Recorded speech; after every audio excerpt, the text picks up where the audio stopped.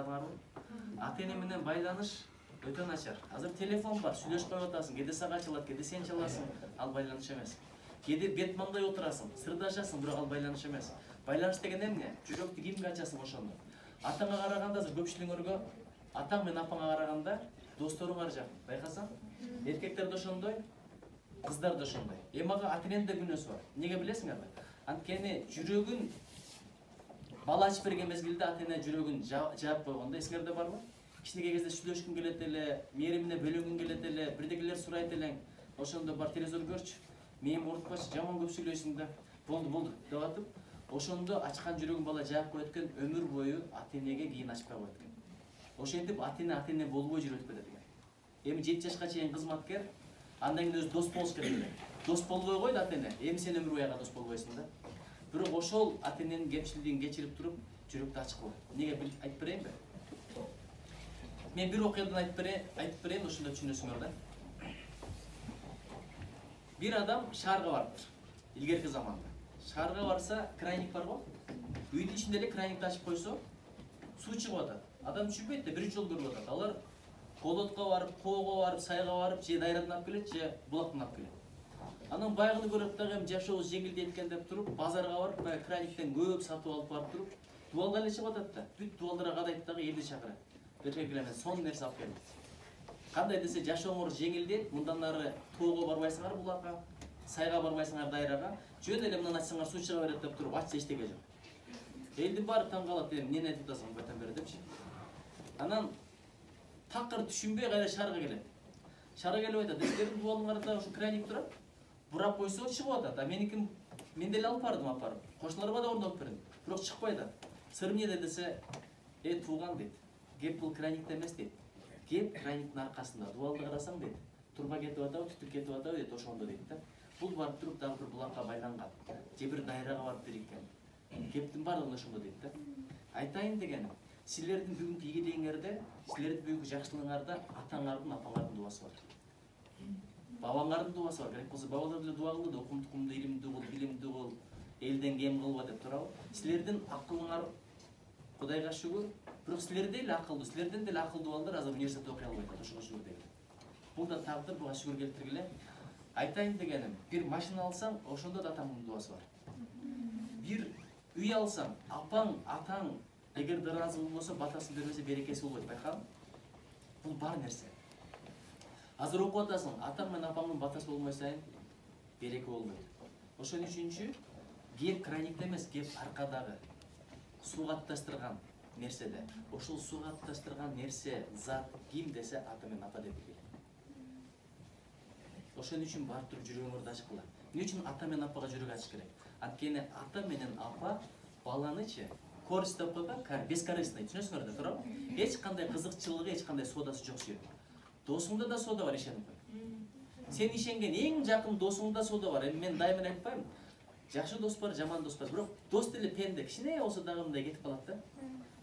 Мисалы, кесип тандаган атаң менен кеңешпейсиң, досуң менен кеңешесиң. Атаң, апаң сага чындап жакшы кесипти жөндөмүңө карап, келечекке карап туруп тандап берет.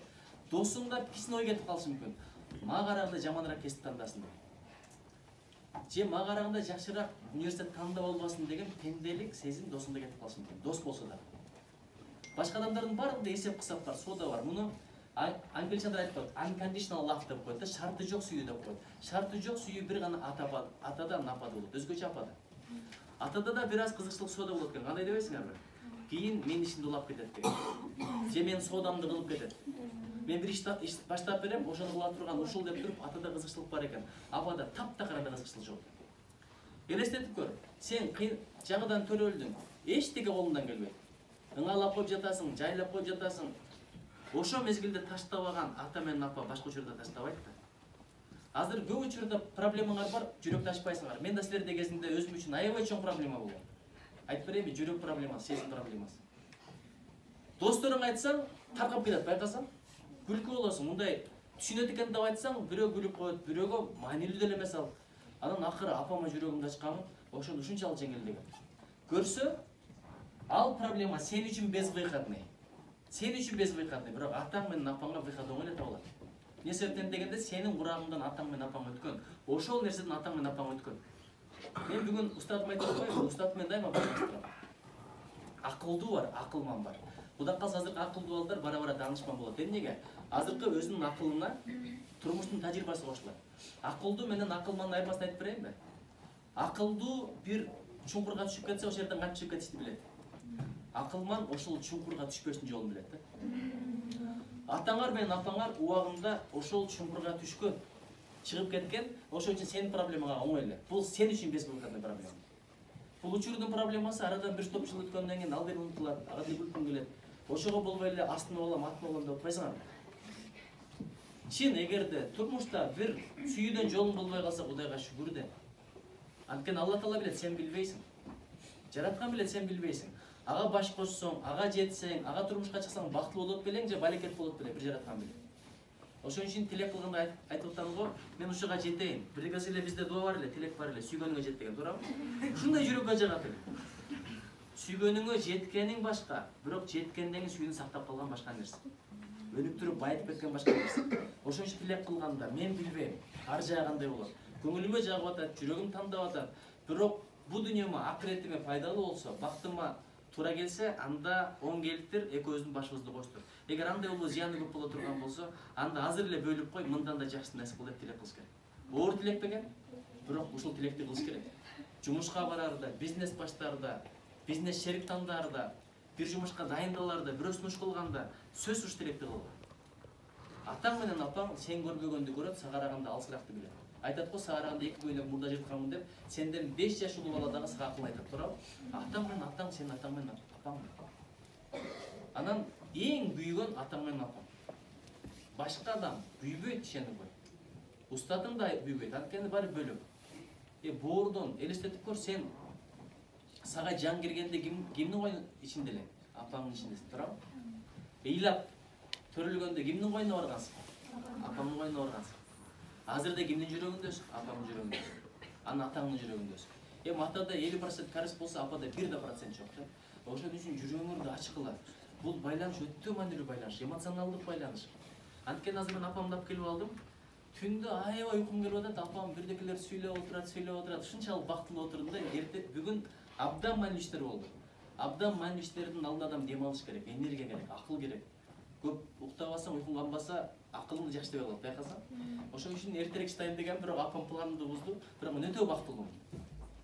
Анткени апаңдын жүзүн карап отурсаң, береке, сулуулук ачыла берет. Байкасаң, башка бирөөнүн сулуулугу бир көргөнгө жакшы мындай. Жак этет, ошо менен көзүң көнүп кетеби, байкалбай калат. Бирок апаны карап отурганда сулуулук ачылып кете берет.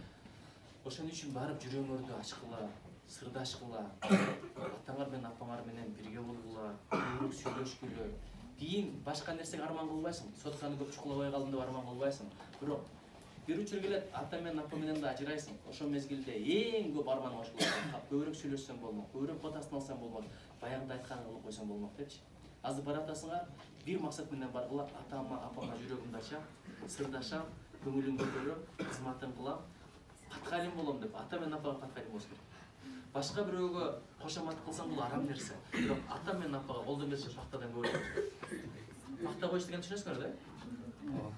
Бул пакта өскөн жердегилер жакшы билет. Жакшы сөз да мындай, көңүлүн көтөрүп кошомат кылыш керек дегенчи.